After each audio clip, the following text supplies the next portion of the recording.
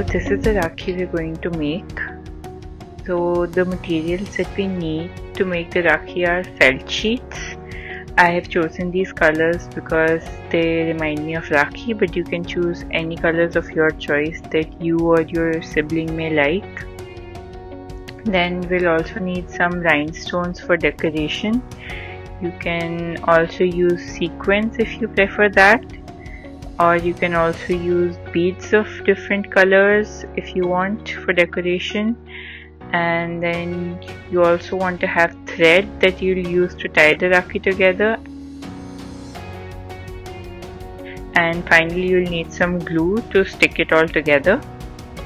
And this is the list of materials that you'll basically need to make the Rakhi. So first you need to cut out the circles in the felt sheets to make the different designs of your Rakhi. So they have to be circles of 3 different sizes. I'm going to draw them freehand, but you can also use a compass if you have, or you can use a bottle cap, or you can use your mom's ring. I have decided to place them in an order of orange, green and then yellow. So first I'll make the smallest circle, then I'll make the medium sized circle, and finally I'll make the biggest circle. And after you've made your circles, you're going to take a pair of scissors and cut out your circles, all 3 of them. And once you've cut out your circles, you will place them according to the size, the biggest one at the bottom and the smallest one on top. And once you're happy with your placement, you can bring your glue and you can start gluing the pieces, the circles together. So here I'm gluing the middle one to the bottom one.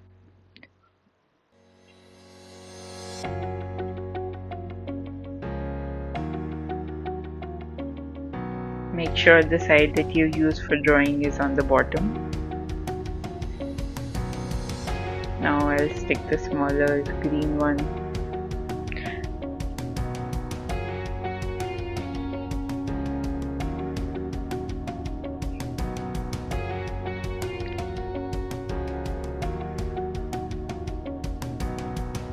Make sure you press it tightly so that it doesn't get separated later on.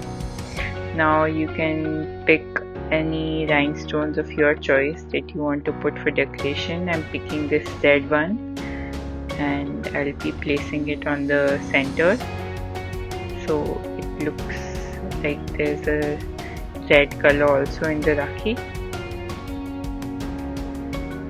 Then after placing that, for decoration around the Rakhi, I want to place some beads on the Rakhi.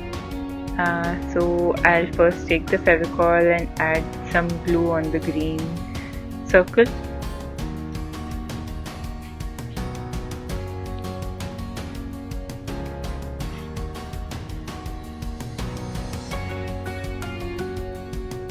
Once I've added the glue onto the Rakhi, I'll spread the glue.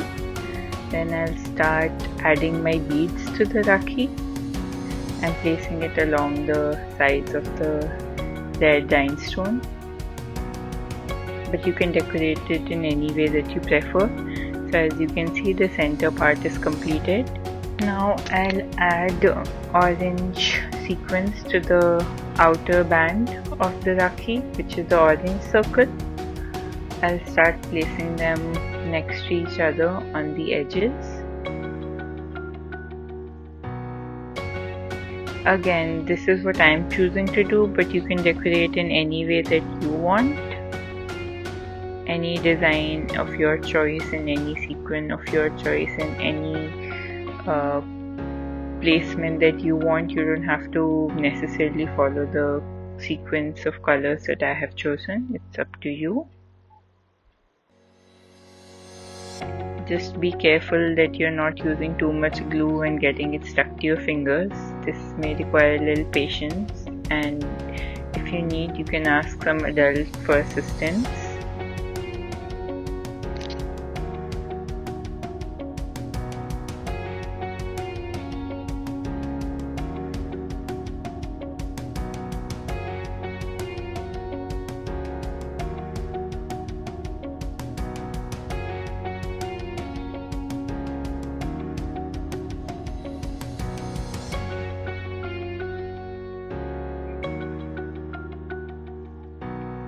Once you've placed all of the sequins onto your Rakhi, it will look something like this.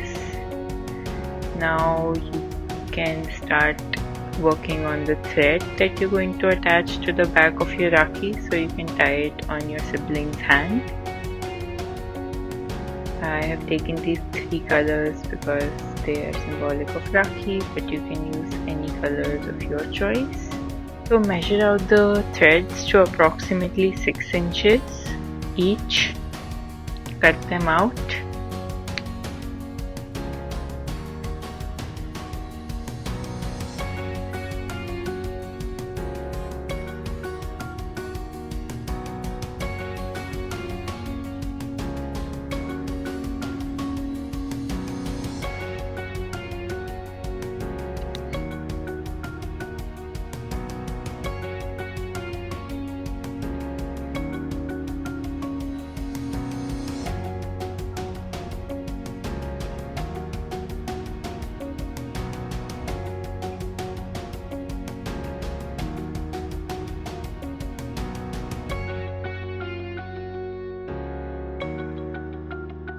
Once you've cut out all 3 of your strings, you can tie a knot at the top,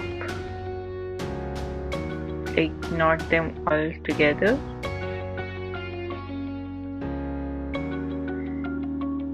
Then you would take a piece of tape and use that tape to stick the threads onto the table. Then you will separate all of your 3 threads from each other.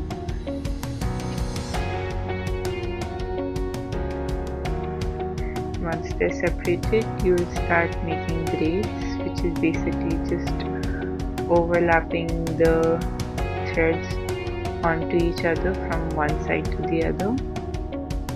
Like they have to come from the left side to the center, then from the right side to the center, then from the left side, and then again from the right side, and you have to keep doing that till you complete the entire braid till the end. If again it's a little complicated, you can take help from a nearby adult.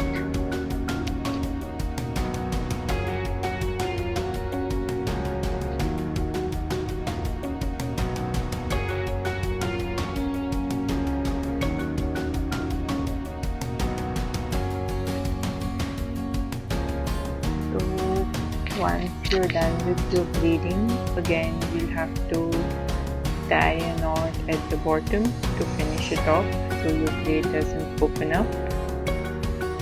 Then you'll take the excess thread and cut it with your scissors.